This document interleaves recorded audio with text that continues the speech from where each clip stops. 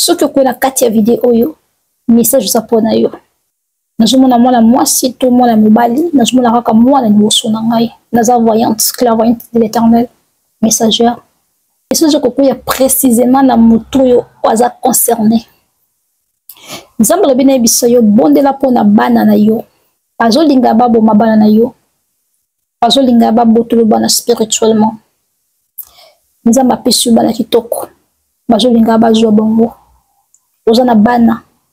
obota soko kuoi na kati ya video oyo eza pona yo sini ke message eza pona yo sini ya liboso olotaki mwana na yo quelque temps passé quelques jours passés ou quelques semaines passées ou quelques mois passés olotaki mwana na yo ya mwasi ya mobali olotaki na ndoto to okanisaki mingi na journée to bolobelaki mingi to pensaki sérieux mingi on les a des signes que message ezali pona yo nzambe azoyebisanga bayebisa yo bondela pona bana na yo bazolinga baboma mwana na yo bota bazolinga baboma ye akoza pe mwana moko spirituel obota na monde spirituel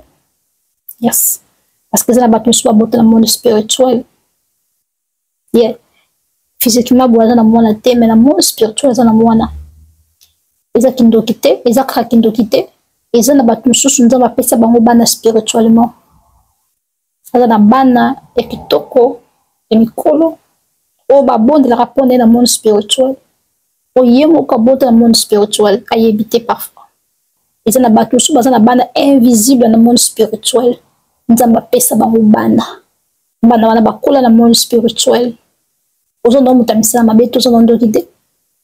mais oza na bana na monde spirituel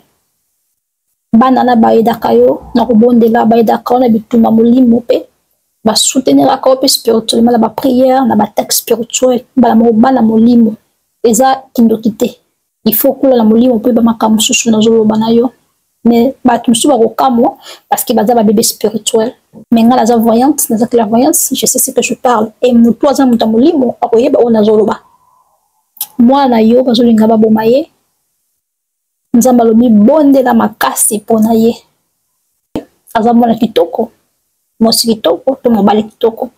nzambe abibondela mpona mwana yo parce que mwana yo wana abondelaka mingi na molimo yes abondelaka makasi mpona yo aza très fort ou très forte spirituellement voilà soki mpe ozosurmonte baépreuve baatake mosusu eza mpe à travers baprière na ye voilà et on nzambe abenebisa yo parfois mpe eza mwana moko aza physique awa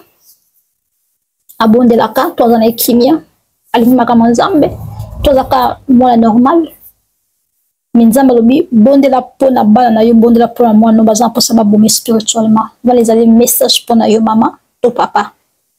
voilà nzambe alola pambola ona kombo na Yesu Christ Masia je suis voyante je suis clairvoyante de l'éternel naza prophétesse de Dieu naza messagère naza congolaise nzambe alola pambola na kombo na Yesu Christ amen merci